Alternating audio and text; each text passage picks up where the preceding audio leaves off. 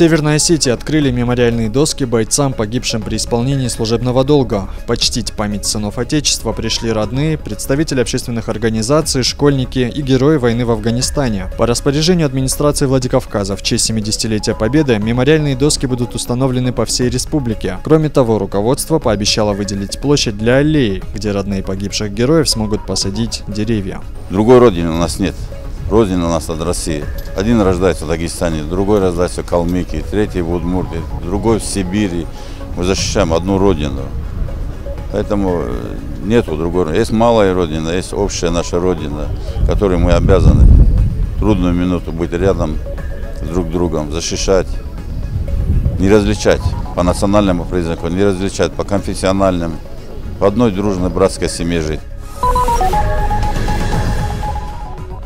По указу главы Северной Осетии Таймураза Мамсурова в библиотеке имени Гайто Газданова наградили работников культуры республики. Медали во славу Осетии удостоен кинорежиссер и актер Аким Салбиев. Звание «Заслуженный художник» получил член Союза художников Борис Дзюкоев. Еще 9 человек стали заслуженными работниками культуры. Это ведущие программ, музыканты, методисты районных учреждений культуры, преподаватели. В завершении торжественного мероприятия всех собравшихся ожидал праздничный фуршет. Это творческие люди. Их работа связана прежде всего с формированием человеческой души. Мало того, что у них такие души красивые, широкие, добрые, они еще такие души формируют у зрителя, у читателя, у учащегося музыкальной школы. Поэтому приятный праздник, приятный день. Я с большим удовольствием выполнила поручение Таймураза Амбековича. Хорошая атмосфера царила в этом зале и продолжает царить. Я думаю, что такие праздники нам позволяют еще раз друг другу сказать добрые слова и высказать добрые пожелания. В рамках 25-летия МЧС России и накануне 70-летия Победы в Северной Осетии впервые прошел фестиваль «Таланты и поклонники». На сцене Дворца детского творчества более 100 одаренных детей из разных районов республики раскрыли свои таланты в вокальном, хореографическом, театральном мастерстве. По словам организаторов, главная цель подобных фестивалей – патриотическое воспитание подрастающего поколения. По окончании фестиваля зрители и участники отведали настоящей солдатской каши, а детям также рассказали об особенностях пожарно-спасательной техники. В данном мероприятии принимает участие более 100 человек, детишек, которые представят на суд жюри и зрителям более 40 композиций.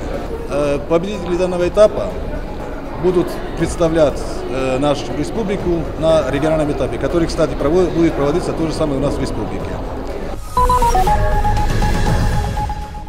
В Национальной научной библиотеке состоялся показ пьесы Константина Фролова «По образу и подобию». Молодежный театр «Пилигрим» вновь радует зрителей нестандартным подходом и современной драматургией. По сюжету молодой художник, не справившись с жизненными трудностями, пристрастился к алкоголю. Он окончательно потерял смысл существования и вдохновения. Но вот в его дверь стучится некий молодой человек и заставляет взглянуть на привычные вещи иначе. Художник получает еще один шанс, чтобы исправить ошибки прошлого и вновь разбавить свою жизнь яркими красками. В постановке минимум декораций и максимум смысла. В главных ролях Николай Караев и Александр Пиляев. Молодые актеры блестяще сыграли непростые роли. Пьеса не лишена философских каких-то размышлений, несколько парадоксальны какие-то события.